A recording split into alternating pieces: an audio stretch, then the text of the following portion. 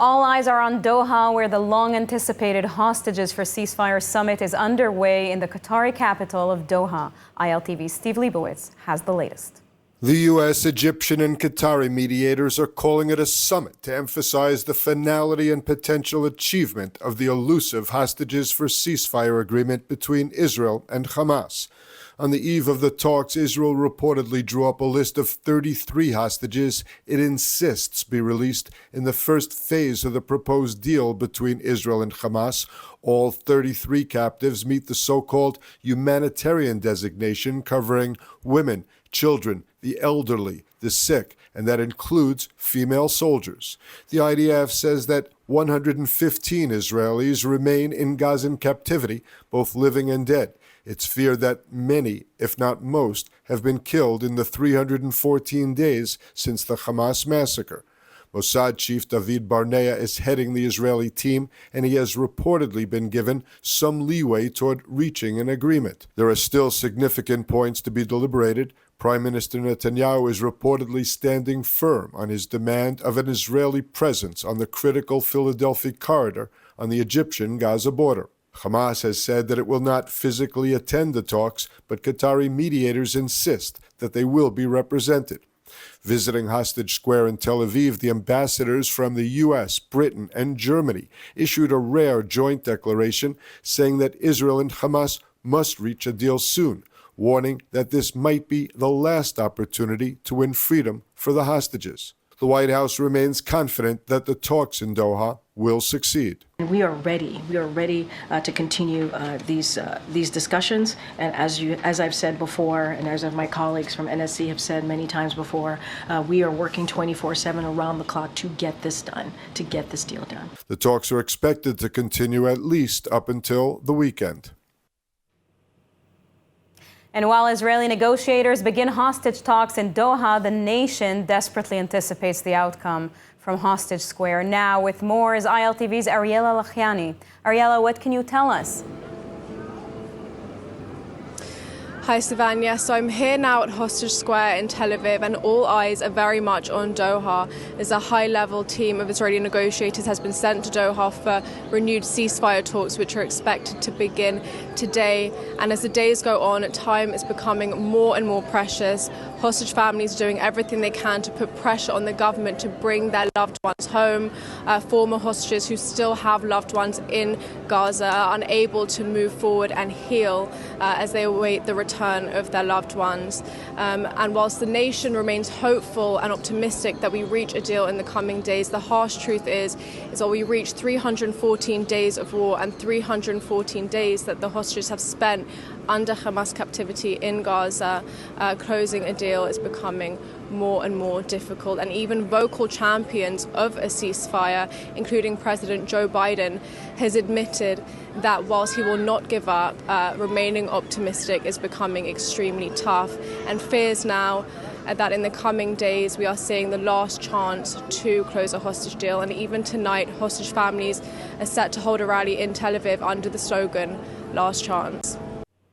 And joining us now is Moti Cristal, former member of governmental hostage negotiation teams. Hi, Moti. Hi, Sivan. Thank you for joining. Moti, the U.S., Qatar, Egypt, Israel, and possibly Hamas representation, they're all convening in Doha today for a renewed round of negotiations for a hostage for ceasefire deal between Israel and Hamas. What are the main obstacles which remain between the two parties? I think that the main obstacles is the non-existing political will, probably on either sides of Hamas and Israel. In the Israeli politics, it's already became a common knowledge, a common understanding that Netanyahu doesn't have a personal political interest to pursue a deal which includes ends of hostilities and end of the war, because that will start some countdown towards the end of his political career or towards election, which he doesn't want. I think that on the other side, Sinwar understand that the tremendous pressure that he was put, including the assassination of Hania and Dev. So basically he's quite alone there, And instead of being manipulating his joint leadership of Hamas, he is now really became physically almost the single decision maker. And when people psychologically are put in such a position, they would like to defer decision, to postpone decision. He believes that U.S. and international pressure, as well as the threat coming from Hezbollah in Iran, will improve his bargaining position. And he might be wrong, but that's the way he perceives it. So from his personal interest, he would rather wait, as well as Netanyahu. Unfortunately, the hopes, as your reporters indicated, hopes are tremendously high. We heard the lady of the White House, the fact that Americans framed it as the last chance. I would say that in our professional circles, we now say this is, like in a document that you prepare, this is the final version, and then comes the final version, and then comes the real final opportunity. Unfortunately, this is the situation as I see it. Now, the Mossad and Shin Bet chiefs arrived at the summit on Israel's behalf, but also Netanyahu's policy advisor. Do you think that Netanyahu can make the concessions needed and get the support needed to approve a deal? Well, I would say that professionally, as an Israeli, from both perspectives, I reject this framing, whether Netanyahu will make that the concessions. A deal is always something which is reached between two sides, in this case, Netanyahu and Sinwar. A deal is always something which is better than the alternatives which both of them have. In negotiation vocabulary, you call it the zone of possible agreement and the political will. I don't know if Netanyahu has to do additional concession. I don't know if Sinwar needs to do additional concessions. Both leaders needs to decide that the continuation of the current reality is worse than what we have on the table. And knowing professionally the Israeli negotiators, I'm confident that they completed or they reached the best deal possible, which will secure Israel interest, Israel values, and now it's the political decision-making time. And what about Hamas? They previously said they would not show up to the talks. We're now unsure of their exact involvement. Is there a point to have summits and conduct talks when one of the parties is absent? Well, you clearly indicate one of the big faults of this process, the fact that the decision makers are not even in communication or in direct communication.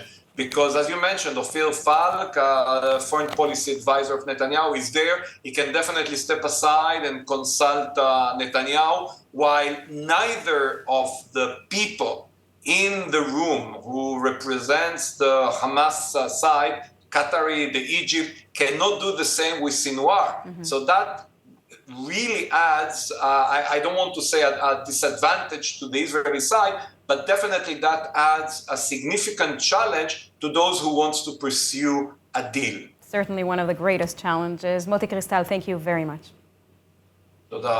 Thank you. IDF Chief of Staff Ariela Lani was in Gaza and visited the strategic Philadelphia access road along the border between Egypt and Gaza.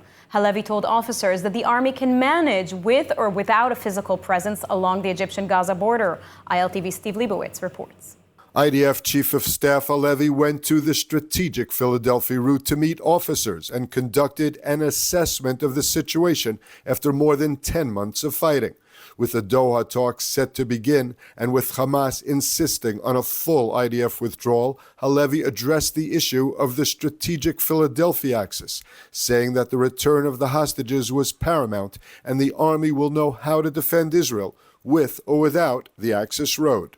הדבר הבא זה השבת החטופים. זו מטרת מלחמה. אנחנו עובדים עליה בנחישות רבה מאוד. ואני רוצה שתדעו שמה שאתם עושים כאן מעל האדמה, מתחת האדמה, מאוד משפיע על זה. כי חמאס צריכה לדעת שכל יום שהיא מחזיקה את החטופים שלנו, הוא יהיה יותר מר מבחינתה מהיום הקודם. ואנחנו נחמיר עד שאנחנו נצליח להחזיר את החטופים, ואחרי זה לא ניתן לחמאס גם להרים את הראש. והדבר השלישי זה פילדלפי. Halevi said the IDF will be able to manage, with or without physical presence, on the Philadelphia axis. אנחנו מכינים אבל אפשרויות לכל דבר שהדרג המדיני יחליט. יחליט שאנחנו נשארים על פילדלפי, נדע להישאר שם ולהישאר חזק. יחליט שאנחנו מנטרים ופושטים כל פעם שיש לנו אינדיקציה, נדע לעשות את זה. אנחנו נדע לעבוד טוב. If pulled out of the area, said Halevi, the IDF will continue to have eyes on the Philadelphia access, seen as a key smuggling route, and troops will carry out pinpoint incursions if and when needed. They deny the kidnapping of our children, the murder of our grandchildren, the rape of our daughters. The new Nazis we face today will stop at nothing to destroy civilization as we know it. The World Jewish Congress was created exactly for these times like this, so every Jew can fall asleep at night knowing they are safe in their own home. We are a voice for the Jewish people everywhere. We are the World Jewish Congress. In a deeply moving display of solidarity, thousands of Israelis gathered yesterday for the funeral of Staff Sergeant Jordan Cooper, a 26-year-old American-Israeli lone soldier who served in the IDF. Jordan immigrated to Israel in 2018 through the Garin Tzabar program for lone soldiers and served in the Nachal Infantry Brigade. Although he later returned to the United States when war broke out with Hamas after the October 7th massacre, he decided to come back and to fight. After serving over 200 days as a reservist in the IDF this year, Jordan tragically passed away from a nut allergy. In a response to a heartfelt request by his relatives, the public showed up in overwhelming numbers, filling the streets with people of all ages, all moved by the story of a young man who chose to serve Israel, a country far from his birthplace, but close to his heart. U.S. Special Envoy Amos Hochstein is in Beirut trying to delay any potential Hezbollah retaliation for the assassination of its military commander Fouad Shukr 2 weeks ago in Beirut, so as not to lower chances of successful hostage for ceasefire talks in Doha. More from ILTV, Steve Leibowitz. U.S. Special Envoy Amos Hochstein said that a hostage truce deal with Hamas would prevent the outbreak of a wider war with Israel, already braced for potential attack from both Iran for the alleged assassination of Hamas leader Haniyeh in Tehran and Hezbollah for the assassination of its commander, Fouad Shukr. There is no more time to waste, and there's no more valid excuses from any party for any further delay. The deal would also help enable a diplomatic resolution here in Lebanon, and that would prevent an outbreak of a wider war and create the conditions for the displaced Lebanese people to return to their homes in the south and the displaced Israeli residents to return to their homes in their north. Hochstein said there is no more time to waste, adding that the deal could help defuse the 10 months of deadly cross-border exchanges between Israel and Lebanon. We continue to believe that a diplomatic resolution is achievable because we continue to believe that no one truly wants a full-scale war between Lebanon and Israel, especially not the Lebanese people and the Israeli people. Even as Hochstein was holding talks in Beirut, the cross-border exchanges were ongoing. Alerts were activated in the western Galilee area. The air defense fighters successfully intercepted unmanned aircraft that crossed into Israel from Lebanon. The IDF hit Hezbollah rocket launchers primed for attack in South Lebanon's Hula. Jets also struck buildings used by Hezbollah in several other towns, and other targets were hit by IDF artillery and tank fire. At least 2 terrorists were reportedly killed in Mar Jayun, where a drone struck a vehicle in the mostly Christian town. The IDF conducted a 12-hour raid into the villages of Tubas and Tamun in the Jordan Valley, killing 5 terrorists. 4 soldiers were wounded in the counterterrorism operation that comes days after the deadly shooting attack in the Jordan Valley earlier this week, in which 1 Israeli was murdered and another seriously wounded. During the operation, an Air Force aircraft conducted several strikes on the Tamun and Tubas, eliminating the 4 armed terrorists. It was the first time aircraft were used in the Jordan Valley in an anti-terror operation. The soldiers were wounded when their armored vehicle drove over an explosive device. Following the airstrikes, troops eliminated a senior wanted terrorist and exchanged fire with other terrorists as well. Troops located 5 M16 and Carlos-style weapons and seized additional arms and explosives that were found in the area. 3 suspects were arrested and are being held for questioning. As part of the operations, the forces arrested 3 terrorists and took them for further processing by the security forces. Reports are emerging of a significant cyber attack on Iran's banking system, potentially disrupting financial activities across the country. While details remain scarce, this could mark another chapter in the ongoing cyber warfare between Iran and its adversaries, with fingers pointing at Israel. Unconfirmed reports from Israeli Hebrew media are suggesting that Iran's banking infrastructure has been hit by a major cyber attack. The alleged attack, which has yet to be officially verified, reportedly targeted multiple banks, potentially causing widespread disruptions in financial transactions across the country. This incident comes amid a backdrop of heightened tensions in the Middle East, where cyber warfare has become an increasingly prominent tool in the geopolitical fight.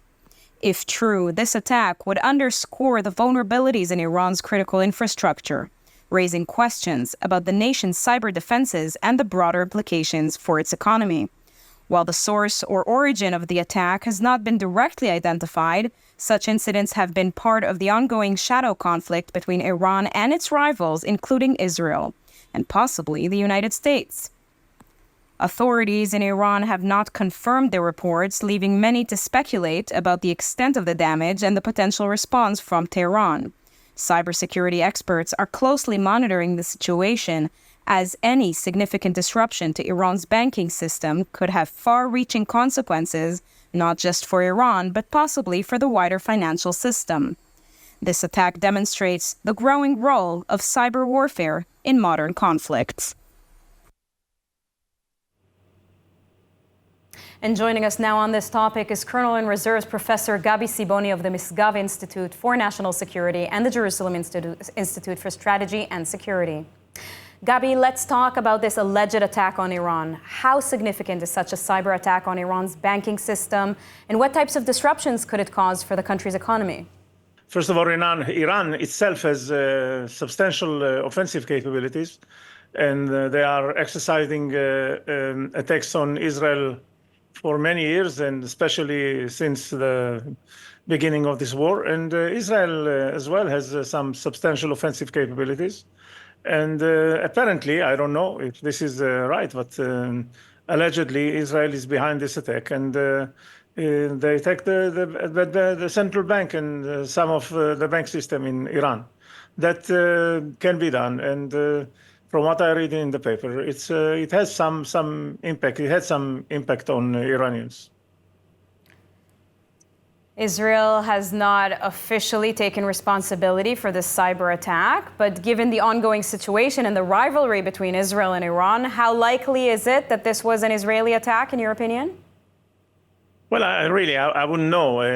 There are also other groups, let's say, assuming supporting Israel, that might launch such an attack.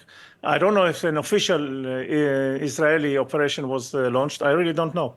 But anyway, we can see this is an attack that has an impact on the banking system, and from what you see, somehow it is the attackers support Israel. So I don't know. But in terms of capabilities, I think that Israel has. This is a fraction of its capabilities regarding cyber attacks, and we have seen in the past that Israel, again, allegedly has attacked the port, the operation of the port of Bandar Abbas, after an attack by Iranians to our water systems. I think it was about 2 or 3 years ago, and we have seen such under the ground war of cyber, and this is part of it, I think. Now, how difficult is it to execute such a cyber attack? Well, you need to understand that to execute such an attack, it cannot be launched from now, immediately. You have to prepare it in advance, and you have to prepare what we call red buttons. So it means you have to get yourself reside on the systems, and it is very difficult to maintain this reside, to maintain your presence on those systems, because computer systems, you update them, there are changes all the time, and you have to maintain your presence and to make sure that when you want your attack to be launched, you can launch it. So I assume that whoever conducted this attack had prepared it for months and months ago. Uh-huh. However, I just want to mention that this is, as I mentioned, if it is Israel, I don't know, but if it is Israel, I think that this is a fraction, really a small fraction of Israel capabilities in cyberspace, offensive capability in cyberspace vis-a-vis Iran. Now, if this cyber attack is confirmed, what might be the potential response from Iran? Well, they don't need to respond specially. Again, they do it all the time. They continuously try to penetrate our cyber systems here in Israel, and they are doing it all the time. They don't need any more motivation. So I don't think this will erupt a new wave of something. It may be, but maybe also by some other groups, pro-Iranian groups that might try to do something. But in Israel, we have a very robust defensive system by our cyber directorate in Israel, and also the organization themselves, the IDF, and all the security organizations defend themselves quite well. And of course, you can never know, but I think we have a very robust defensive system, and we try to foil all those attacks. And just for you to understand, I would assume that in any day, hundreds of attacks are being launched on Israel, maybe more. Well, thank you very much for your time. Thank you so much. And as Israelis prepare for a possible Iranian attack, Tel Aviv's Museum of Art has begun storing some of its most valuable art as a precaution in the event of a targeted attack. Let's go to ILTV's Ariela Lani, who is at the museum with more. Hi, Sivan. Yes, so I'm here now just standing outside the Tel Aviv Museum of Art, where members of staff here have continued to store away pieces of art due to fears of damage caused by the much-anticipated Iranian attack. The staff here did begin to store away valuable pieces of art after October 7th, when Hamas began to fire several rockets towards central Israel, and left staff here, quite frankly, scrambling to figure out how they could protect these pieces. Pieces are still on display on lower levels where they are thought to be more protected. However, the more valuable pieces are stored in rows of metal grills in a so-called safe, among them pieces by Klimt and Picasso. Thank you for that. Let's take a look at the weather forecast. Partly cloudy skies are expected tonight around the country, with temperatures reaching lows of around 23 degrees Celsius or 74 degrees Fahrenheit. Then tomorrow, mostly sunny skies and hot weather expected, as temperatures should climb and reach highs of 35 degrees Celsius or 95 degrees Fahrenheit. That's a wrap for today's news. For the latest updates from Israel on all your devices, be sure to follow our ILTV channel, subscribe to our newsletter, and explore our website, iltv.tv. Stay informed with the latest news straight from the heart of Israel. I'm Sivan Raviv. Be well, be safe, and thank you so much for watching.